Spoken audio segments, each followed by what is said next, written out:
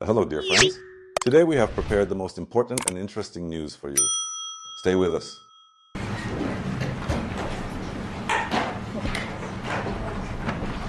Well, thank you very much. It's an honor to have President Zelensky of Ukraine.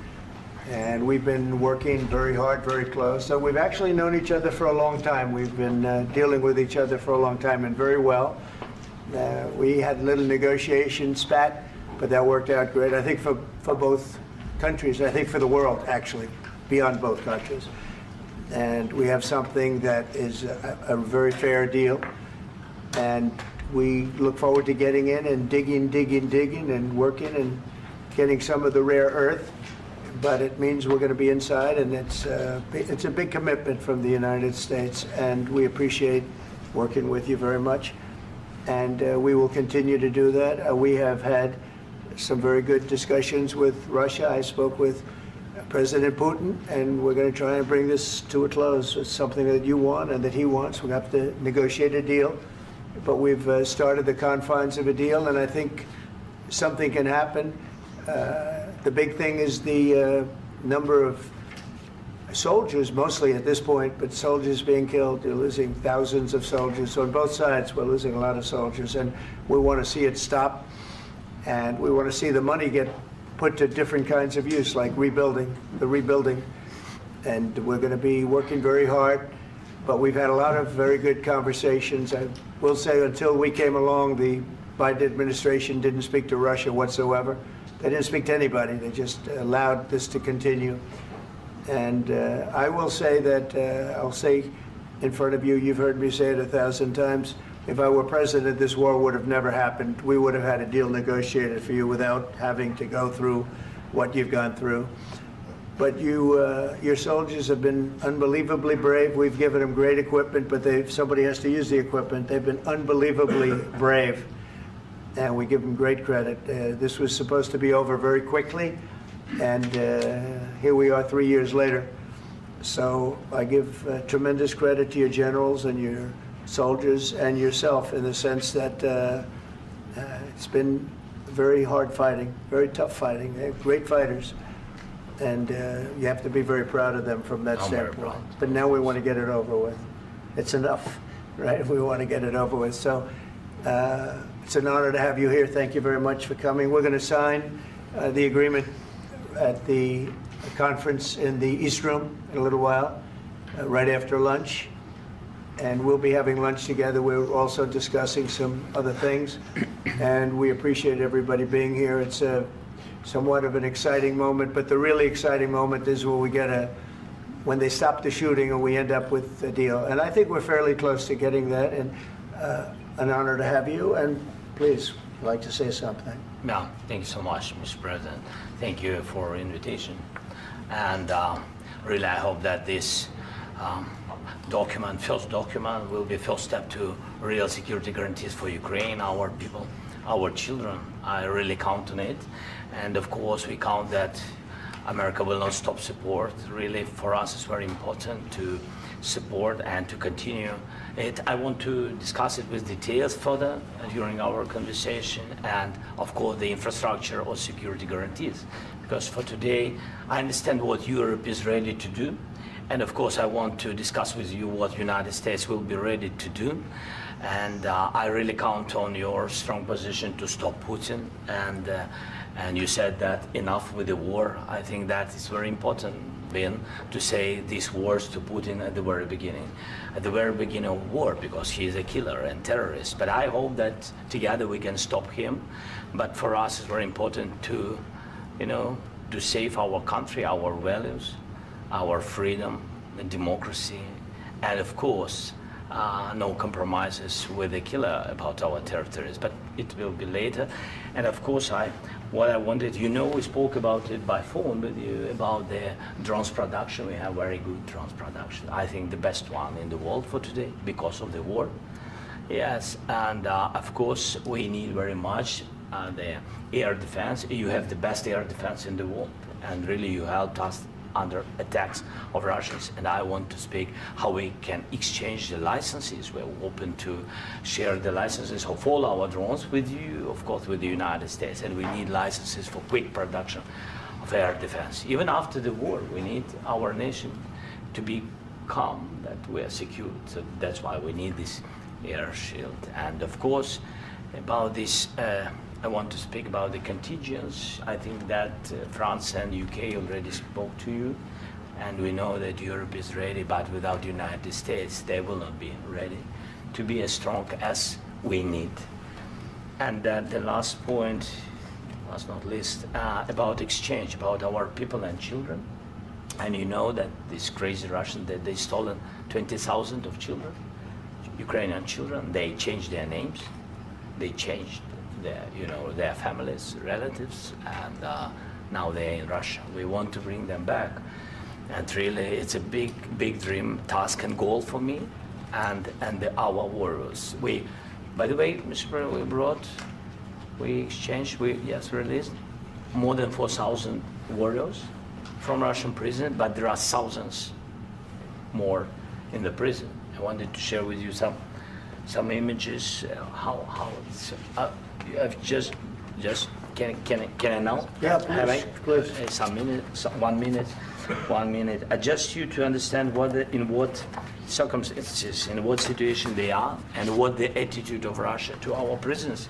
That guys, just you before and after. And you see before and after, just you to understand. Now thousands of such guys, ladies and men, there, and that, so they don't eat, they beat them, and they, they do a lot of bad things. So out of, even during the war, there are rules. Everybody knows there are rules during the war. So these guys, they don't have any rules. You see that 50, 60 kilograms left, and a lot of such things. And I didn't want to show you what the changes with images of children, because I will just share with you. I mean, it's looking tragic. Yep, that's tough stuff. Yeah, I wanted very much to give you, and you see. Yeah. This is pastor, by the way. They stolen pastors because it's not Russian church. They stolen pastors and moved pastors to the prison. At the end of last year, we brought 3 pastors, and we could exchange them.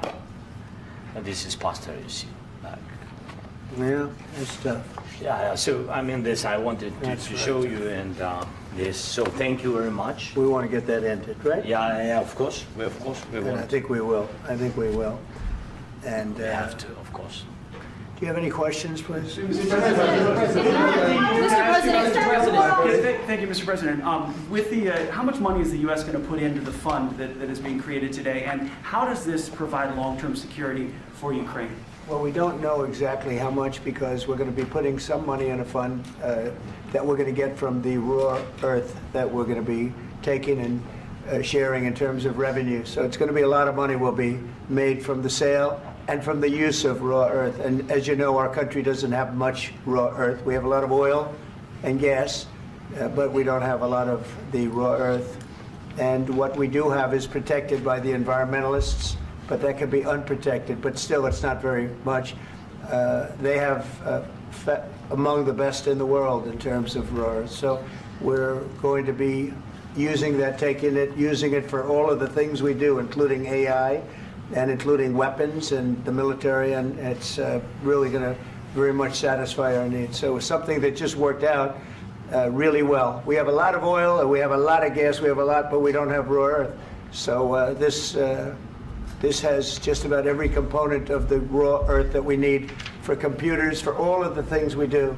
This puts us in great shape. And on long-term security for Ukraine, how does this provide? I think they're going to have great luck. I think once we make the agreement, that's going to be 95% of it. They're not going to go back to fighting. I've spoken with President Putin, and I feel very strong. I've known him for a long time, and I feel very strongly that they're very serious about it, and we'll make a deal. And when the deal is made, I don't think, we talk about security. Everyone's talking about the other day, all they talked about was security. I said, let me make the deal first. I have to make the deal first. I don't worry about security right now. We have to have a deal, because right now, last week, 2,000 soldiers died on both sides. 2,000, and they're losing 1,000, 2,000, 3,000 a week. So as we sit here and we talk, people are getting shot and dying on the battlefield. And, you know, they're not American soldiers, but they're Russian soldiers and they're Ukrainian soldiers, and we want to be able to stop it. And we want to be able also to spend money on other things. We don't want to, this is a tremendous amount of money, and what the Biden administration did was terrible. They were giving money, but he had no security on the money. Europe, as you know, gave much less money, but they had security. It was in the form of a loan. They get their money back, and we didn't. And now, at least we're protected because the American taxpayer has to be protected too. But this is an incredible agreement for Ukraine because we have a big investment in their country now, and what they have, very few people have. And we're able to really go forward with very, very high-tech things and many other things, including weaponry that we're going to use in many locations, but that we need for our country. Mr. President, This allows us to do this. will you continue I'm sorry. sending military aid? Yes, go ahead, please. If I can just, yes. In the document, there is one of the very important points if we speak about business and investment. We never had LNG terminals in Ukraine. This document will open. I mean, the next documents, but anyway, here we see in the framework, we see really goodwill for this. LNG terminals for us is very important, and I think for security of European continent. We have the biggest storage, gas storage. We have the biggest in Europe, yes. Yes, and we can use it for LNG, use it for LNG, and we will do it. And really, we can help Europe because Europe really helped. President Trump said that they made less support, but they are our friends, and they are our very supportive partners. They really gave a lot, Mr. President. They did. They gave a lot, but they gave much less. No. Much less. No. No. No, not you. No. Okay. Okay.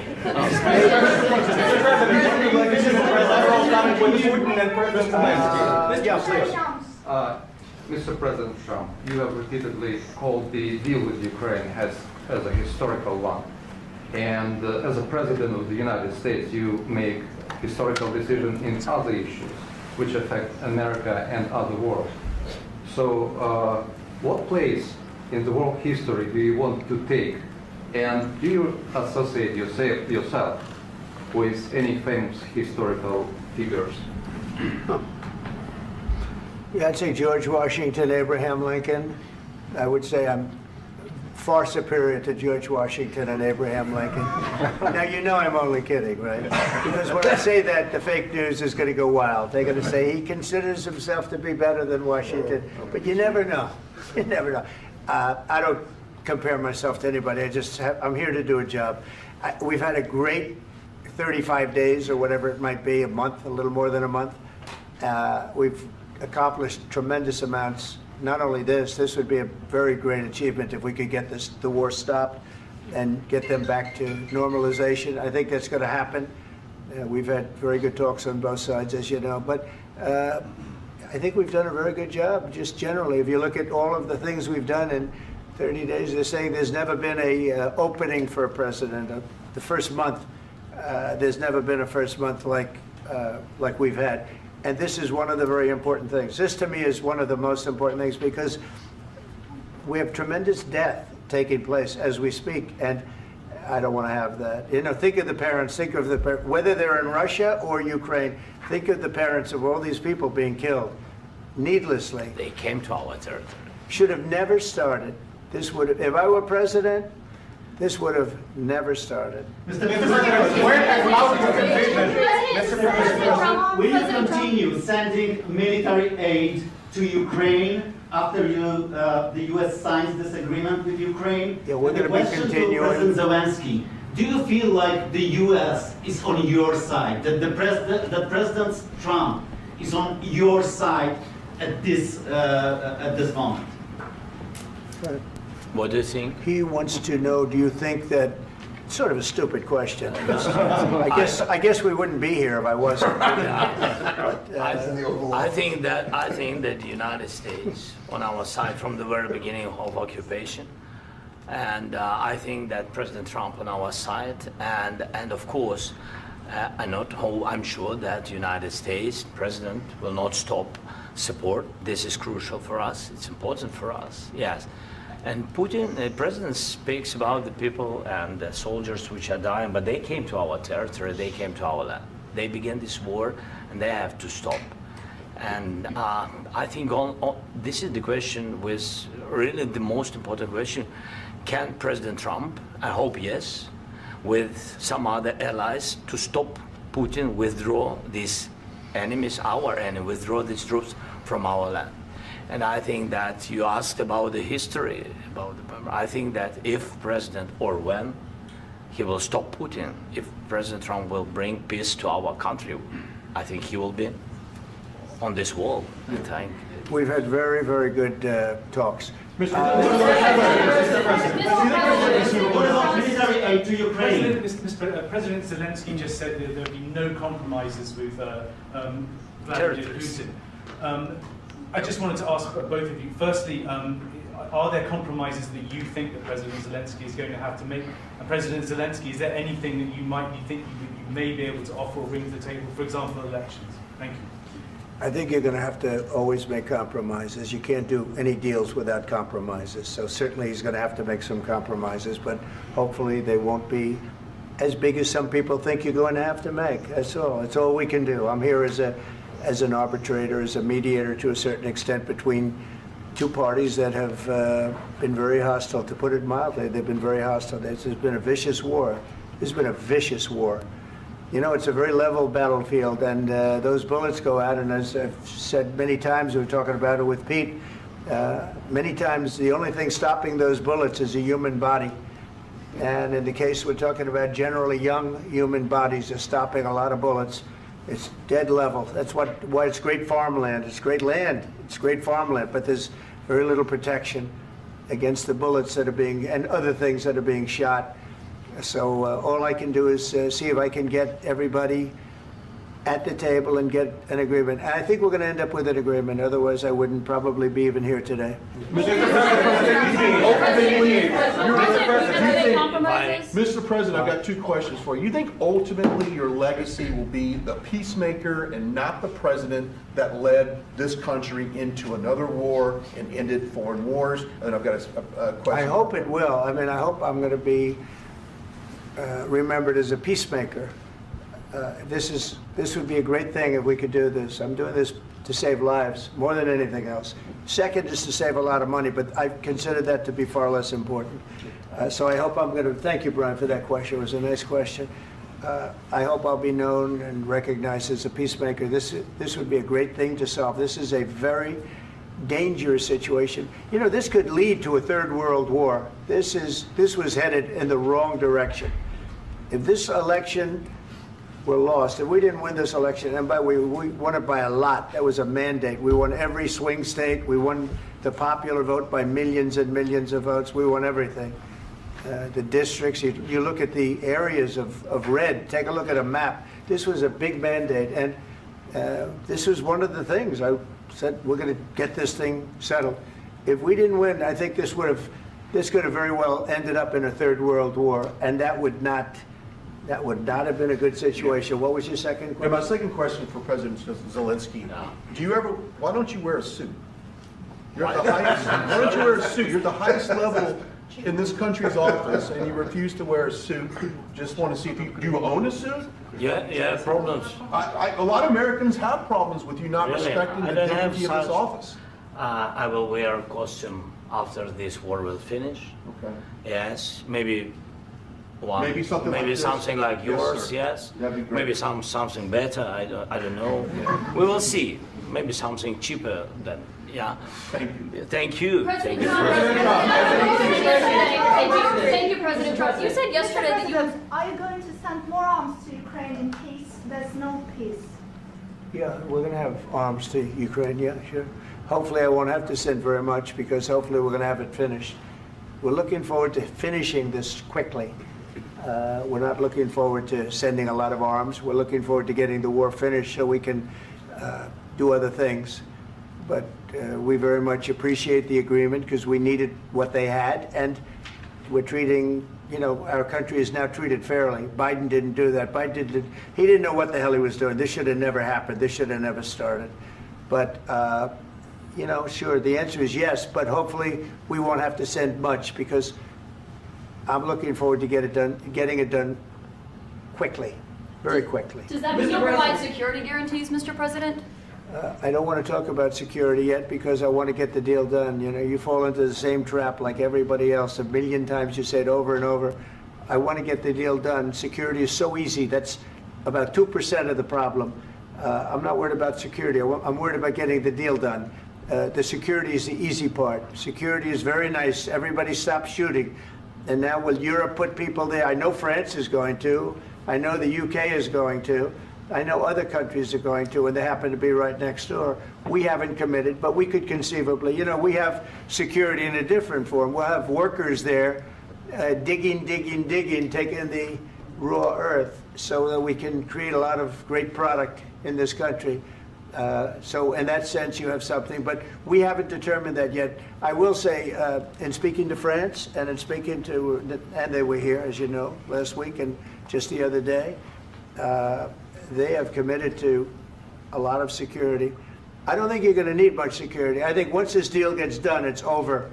Russia's not going to want to go back, and nobody's going to want to go back. When this deal ends, I really believe this deal is going to be over. Question? Yeah, please go ahead. Go ahead. Thank you, Mr. President, thank you. You had Mr. Macron and Keir Starmer at the White House this past week, both of whom praised your courage and conviction to lead the pathway towards peace. Yes. Part of that involved, though, re-engaging Russia in diplomatic relations, something that previous leaders lacked the conviction to do so. What gave you the moral courage and conviction to step forward and lead that? Well, I love this guy. Who are you with? One American News, sir. Well, that's why I like him. One American News does a great job. I like the question. I think it's a very good question. It's a pathway to peace. It's a pathway to getting something solved. And I feel that as the head of this country, I have an obligation to do that. Plus, we're very much involved. We got involved. It's too bad we got involved, because there should have been no involvement, because there should have been no war. And there shouldn't have been October 7th. That would have never happened. As you know, Iran was broke. They had no money to give to Hezbollah. They had no money to give to Hamas. They were stone cold broke. And then under Biden, they became rich as hell. They went from no money to $300 billion in a period of 4 years. And they gave a lot of that money away, and you see what happened. And that's a real mess also that we hope to be able to solve.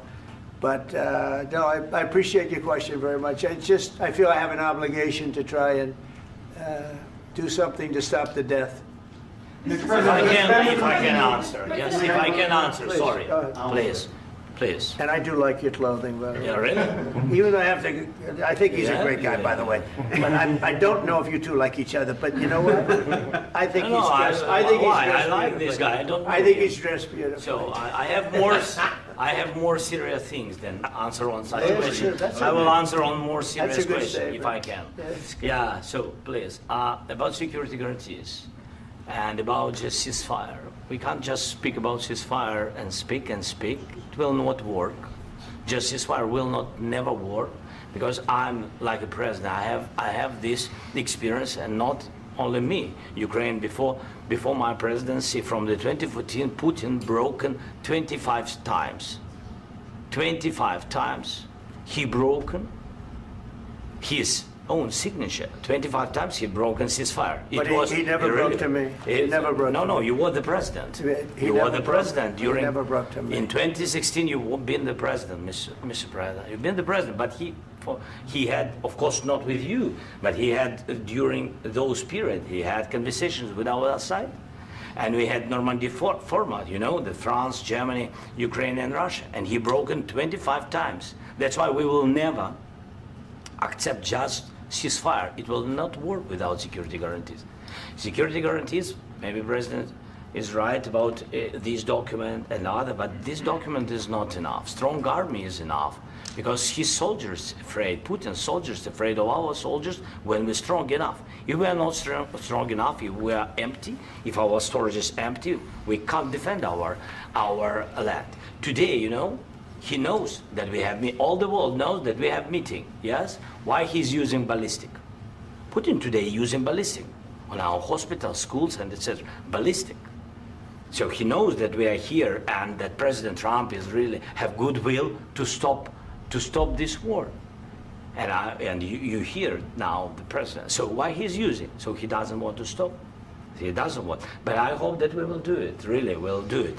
Security. When we speak about security guarantees, when the Europeans are ready for contingents, they need USA backstop. If there will not be United States, we will not never have any contingents, strong contingents from the Europeans, because they don't want to divide alliance connection between the United States and the main and strongest ally and Europeans. And this is crucial, this is important. That's what we want to speak about very much. This is very important. And air defense. So air defense, really, we have big deficit with all these systems, and we need to provide this. We need it very much. Otherwise, Putin will never stop, and will go further and further. He doesn't want. He hates us, you know? It's not about me. He hates Ukrainians. He thinks that we are not a nation.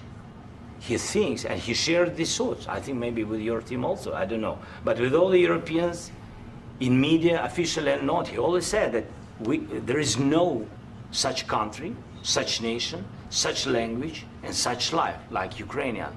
No, he really doesn't respect all the Ukrainians, and he wants to destroy us. And you are right, Mr. President, that's 2%. This document, maybe other documents, it's a very good start, very good, but it will not enough to stop this person. Should Russia pay to rebuild Ukraine? Mr. President, after these Should Russia pay to rebuild Ukraine? They have to pay. This question. This is the rule. This is the rule of the war. This is the rule of the war. During all the centuries, all the history, this is the rule of the war. Who began, those pay. This is the rule. Putin began this war. He has to pay all money for innovation. He has to pay. Of course, some Russian assets, what we have in Europe, about 300 billion, we can use them. We can use for innovation and buy military support from the United States also. We can do it, but it's not enough.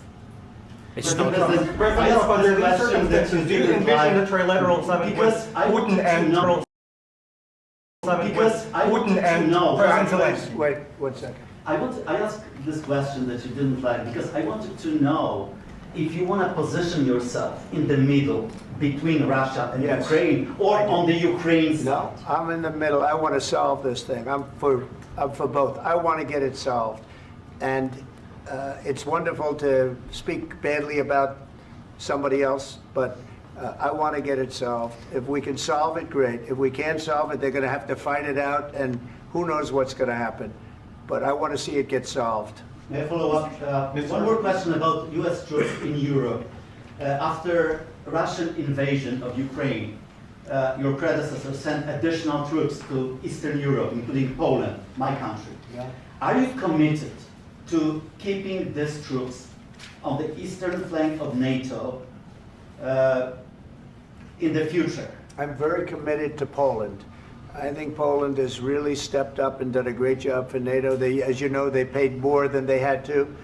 They are one of the finest groups of people I've ever known. I'm very committed to Poland. What about Baltics? Poland's in a tough neighborhood, you know. What about the Baltics? The Baltics, they got a lot of, it's a tough neighborhood too. But we're committed. We're going to be very committed, and we're committed to NATO. But NATO has to step up, and the Europeans have to step up more than they have. And I want to see them equalize, because they are in for far less than we're in. And they should be at least equal. You understand that? Why is the United States, we have an ocean in between. Why is the United States in for so much more money and other things as Europe? With that being said, and as you said, they've also been obviously very helpful. But we have put in far more than they have. And I think they should equalize. Mr. President, please, go ahead. Ask you about the agreement again today. What changed between the first time that Secretary Bessent gave President Zelensky the agreement and today for the signing? We made a deal. So what was the I'm just, deciding factor? I'm a business person. We made a deal. That's what changed. I didn't think we were going to make a deal, and we ended up making the deal, so that changed. Mr. President, what and how do you envision a trilateral summit with President Zelensky and Putin? I don't know, but well, they don't like each other, I can tell you that. Okay? They do not like each other. This is not a love match, and it's unfortunate. That's why you're in this situation. The United States should not have allowed this to happen, okay? The United States, run by a man that didn't know much, I'm going to be very nice, run by an incompetent person, very incompetent person, should never have allowed this to happen. I've stopped wars. I've stopped many wars. My people will tell you, I stopped wars that nobody ever heard about. I stopped wars before they ever started. You can look at some of, I could give you a lot of nations that would tell you right now they were probably going to war. I could tell you right now there's a nation thinking about going to war on something that nobody in this room has ever even heard about. Two smaller nations, but big, still big. And I think I've stopped it. But this should have never happened. Mr. President, sorry, just a second. About any negotiations. First of all, I want really to tell you, and I think that everybody understands that Ukraine, more than Ukrainians, nobody wants to stop this war. But at the future, any negotiations, it's understandable that two sides of the war, not Russia and the United States, because this is not the war between Russia and the United States. This is war of Russia against Ukraine and Ukrainian people. So these two sides will be at the anyway will be at the negotiation table. Then of course United States, like the strongest partner of the Ukraine, and of course Europe.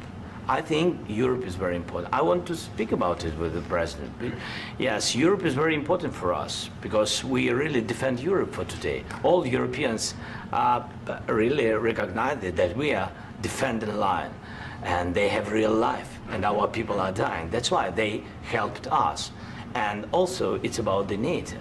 Yes, between, like the president said, you have big, nice ocean. Yes, between us. But if we will not stay, Russia will go further to Baltics and to Poland, by the way. But first to the Baltics. It's understandable for them because they've been in the USSR. You know, they've been one of the republics of the USSR, and Putin wants to bring them back to his empire. It's a fact. And when he will go there, if we will not stay, you will fight. Your American soldiers, it doesn't matter, do you have ocean or not, your soldiers will fight. Mr. President, would you be willing to visit Ukraine, maybe Kyiv or Odessa, which is known to be a dirty area of the Black Sea? It was my question. I'm sorry. I don't want to talk about Odessa now. Let's not talk about Odessa. I want to talk about making a deal, getting peace. We don't have to talk about Odessa, but a lot of cities have been destroyed. There are a lot of cities that are not recognizable. There's not a building standing. No, and a lot of things have Mr. President, you have to come and to look. No. We have very good cities. Yes, a lot of things have been destroyed, but mostly cities alive, and people work, and children go to school. Sometimes it's very difficult. Sometimes closer to front line, children have to go to underground schools or online, but we live. Ukraine is fighting, and Ukraine lives. This is very important. And maybe it's Putin is sharing this information that he destroyed us. No, he lost 700,000 people, 700,000 soldiers. He lost everything. Yes. So. Mr. President, one more. I mentioned Poland. Please go ahead. When did you last speak with President Putin, and what did he say that? A couple of days ago. And what did he tell you that gave you the assurance that he wanted peace? Well, that's what I do. My whole life is deals. I know pretty good. And I've known him for a long time. I've dealt with him for a long time. He had to suffer through the Russia hoax. You know, Russia was a hoax. It was all Biden. It was nothing to do with him. So he had to suffer through that, and he was able to do that. I think that he wants to make a deal, and he'd like to see it end. That's all I do. That's what I do. My whole life, that's what I do, is make deals. And I'm in the middle of a mess, because this is a real mess. It's a very dangerous one. If this doesn't get solved now, it's not going to get solved for a long time. So I hope we're going to get it solved. In the back, please. Thank you, Mr. President. Prime Minister Starmer claimed repeatedly that his government believes in free speech and was not engaged in censorship. But his country's government arrests people for memes and thought crimes, and even more worrisome is pressuring American companies to censor Americans on its behalf. How can he be a reliable, trustworthy partner when he says things that are demonstrably false on such an important topic? Well, we actually spoke to him about that yesterday, and we thought they took it very, very much too far. JD was very strong on it. So was I. So was Marco. And we've been speaking to him about it. Marco, would you like to say something about that? Yeah, we have concerns, obviously, with the conduct of those, particularly as it impacts Americans. And there's real concern that American speech, which is online, could fall into the hands of British or any country's jurisdiction. And so this is a point the Vice President made at Munich, and I think it's a very compelling one, that what unites us with Europe, as much as anything else, is these shared values, and one of them being free speech. And so if Americans are threatened by it, we're going to need to take action in that regard. Mr. President. It's actually a very important question. We spoke about this in detail with the Prime Minister, the Foreign Secretary, and others at lunch yesterday. And I know that Secretary of Commerce Lutnick followed up in private meetings last night. This is really important. We believe Americans have the right to speak their mind, even if we in this room disagree with them. They have the right to speak their mind in the public square, which is often online these days. And we're going to defend that right as it pertains to American companies and American citizens vigorously if we have to. I do think that under the President's leadership, we're going to find common ground with our friends in the UK on this question, but it remains to be seen. The principle that will guide us is we believe in free speech in this country, and we'll fight for it for American citizens. Mr. President, on the deal, is there any other oil and gas component to the deal? Is it all critical? A little bit. We'll see. On LNG? But we're not really looking for that so much. We got a lot. We have more than anybody in the world, by far. So no, we're not talking about it too much, but a little bit. I think it affects also, but for the most part, no. And sir, is there any agreement from Ukraine to purchase U.S. LNG as part of the deal, or is that on the table at all? No, we don't need that. Mr. President, I just wanted to ask you about, you just mentioned that you'd spoken to Vladimir Putin a couple of days ago. Just to be clear, that's a new call, not the one that you... I've spoken to him on numerous occasions. Okay. And how was the latest call? What did you discuss? How did it go? Are you serious with that question? I am. I'd love to know. It went well. I think we're going to have a deal. On the minerals deal, Mr. President, some of those minerals are in the east of Ukraine, not far from the front lines and in areas that Russia has occupied. Will you direct President Putin to withdraw his forces from those areas if there's U.S. interest? Well, we'll take a look at the time. We have a lot of area. It's a very big area we're talking about, so we'll take a look. I'll study that and I'll see. And who would protect those minerals if they are U.S. interests? Would that be Ukrainian forces? They'll be protected. The agreement will protect them. U.S. The agreement, yeah, we're signing an agreement. Right, but what if Russia tries to invade or there's Russian aggression in response? I just told you I don't think that's going to happen. And if that were going to happen, I wouldn't make a deal. If I thought that was going to happen, I wouldn't make a deal. Some people may wonder why. You know, they ought to focus on CNN on survival, not asking me these ridiculous questions. Focus on surviving, because CNN's got such low ratings. I don't think they're going to survive. Let's go. Please, go. Since I already mentioned Poland. Poland was under Russian control for decades after the Second World War. When I was a kid, I looked at the United States not only as a most powerful country, richest country in the world, the country that has great music, great movies, great muscle cars, but also as a force for good. And now I'm talking with my friends in Poland, and they are worried that you align yourself too much with Putin. What's your message for them? Well, if I didn't align myself with both of them, you'd never have a deal. You want me to say really terrible things about Putin and then say, "Hi, Vladimir, how are we doing on the deal?" That doesn't work that way. I'm not aligned with Putin. I'm not aligned with anybody. I'm aligned with the United States of America and for the good of the world. I'm aligned with the world. And I want to get this thing over with. You see the hatred he's got for Putin. It's very tough for me to make a deal with that kind of hate. He's got tremendous hatred. And I understand that, but I can tell you the other side isn't exactly in love with, him either. So It's not a question of alignment. I'm aligned with the world. I want to get the thing set. I'm aligned with Europe. I want to see if we can get this thing done. You want me to be tough? I could be tougher than any human being you've ever seen. I'd be so tough. But you're never going to get a deal that way. So that's the way it goes. All right, one more question. Hey, I will respond to this. So look, for 4 years in the United States of America, we had a president who stood up at press conferences and talked tough about Vladimir Putin, and then Putin invaded Ukraine and destroyed a significant chunk of the country. The path to peace and the path to prosperity is maybe engaging in diplomacy. We tried the pathway of Joe Biden of thumping our chest and pretending that the President of the United States' words mattered more than the President of the United States' actions. What makes America a good country is America engaging in diplomacy. That's what President Trump is doing. Can I ask you? Sure. Yeah? Yeah. Okay. So he occupied our parts, big parts of Ukraine, part of East and Crimea. So he occupied it on 2014. So during a lot of years, so I'm not speaking about just Biden, but those time was Obama, then President Obama, then President Trump, then President Biden, now President Trump, and God bless, now President Trump will stop him. But during 2014, nobody stopped him. He just occupied and took. He killed people. You know what the contact line? 2015. 2014 and 2014. 2014. Yeah. So I was not here. Yeah, but that's exactly right. Yes, but during 2014 till 2022, yeah, the situation the same. The people have been dying on the contact line. Nobody stopped him. You know that we had conversations with him, a lot of conversation, my bilateral conversation, and we signed with him, me, like a new president. In 2019, I signed with him the deal. I signed with him, Macron and Merkel, we signed ceasefire. Ceasefire. All of them told me that he will never go. We signed with him with gas contract.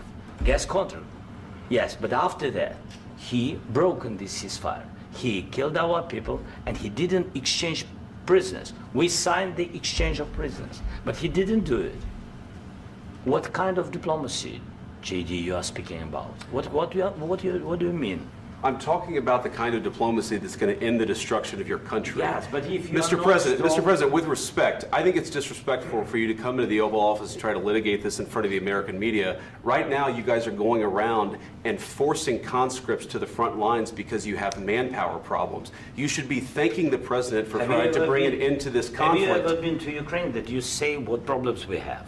I have been to. Count once. I've actually watched and seen the stories, and I know what happens is you bring them on a propaganda tour, Mr. President. Do you disagree that you've had problems bringing people into your military? And do you think that it's respectful to come to the Oval Office of the United States of America and attack the administration that is trying to prevent the destruction of your country? A lot of questions. Let's start from the beginning. Sure. First of all, during the war, everybody has problems, even you, but you have nice ocean and don't feel now, but you will feel it in the future. God bless. You don't know that. God bless. You God bless. You will not have a war. Don't tell us what we're going to feel. We're trying to solve a problem. Don't tell us what we're going to feel. I'm not telling you. Because you're in no position to dictate that. That's exactly what you're doing. You're in no position to dictate what we're going to feel. We're going to feel very good. You will feel influence. We're going to feel very good and very strong. You will feel influence. You're right now not in a very good position. You've allowed yourself to be in a very bad position, and he happens to be right about it. From the very beginning of the war. You're not in a good position. You don't have the cards right now. With us, you start having cards. Right now, you don't. You're playing cards. You're playing cards. You're gambling with the lives of millions of people. You're gambling with World War III. You're gambling with World War III.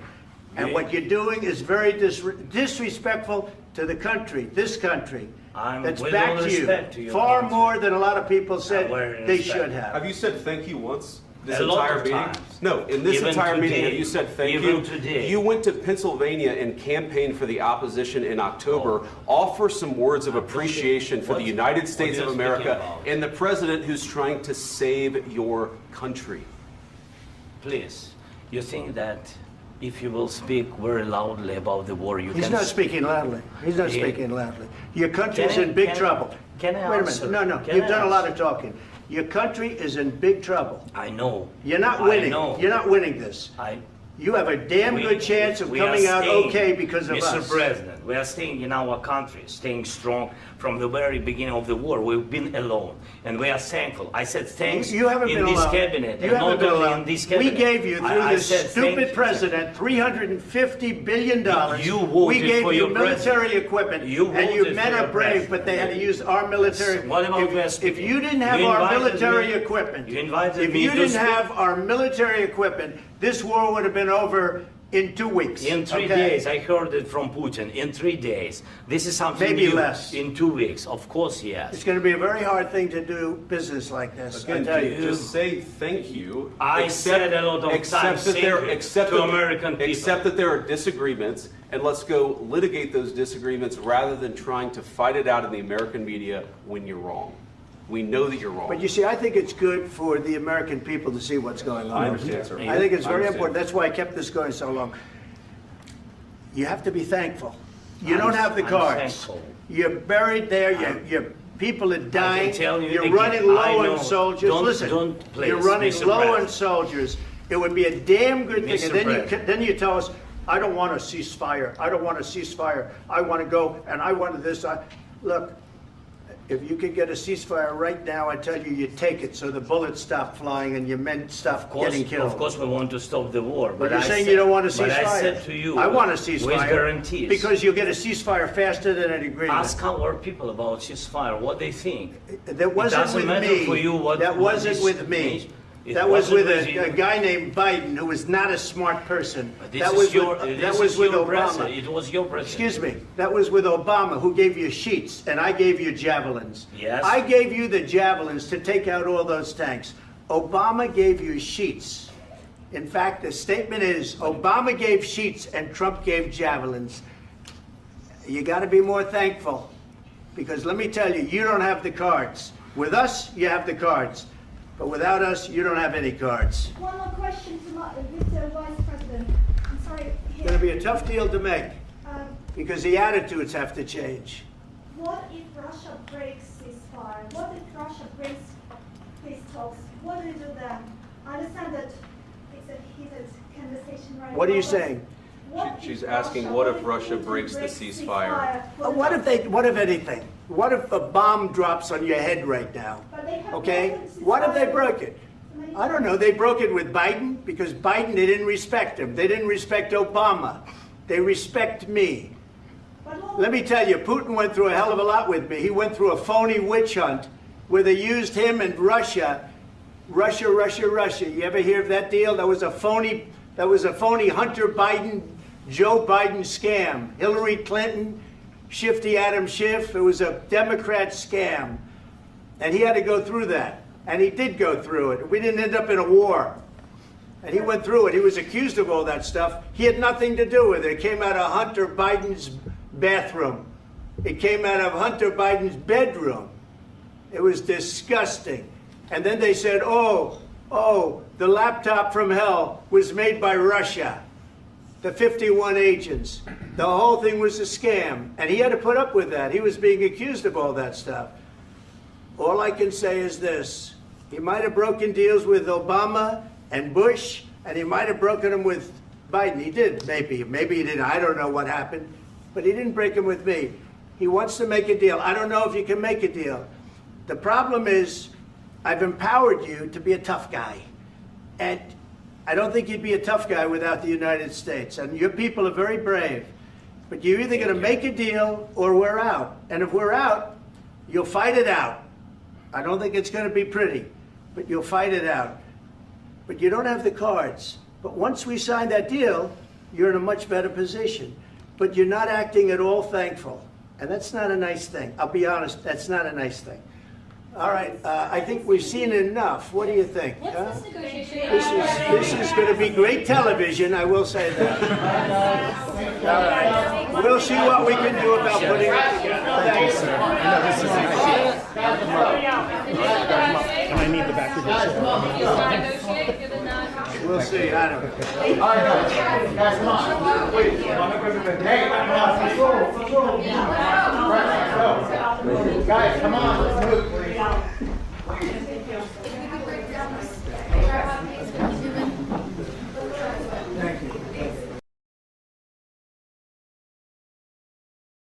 These were the main news for today. If you liked the episode, don't forget to like and subscribe to our channel. Share your opinion in the comments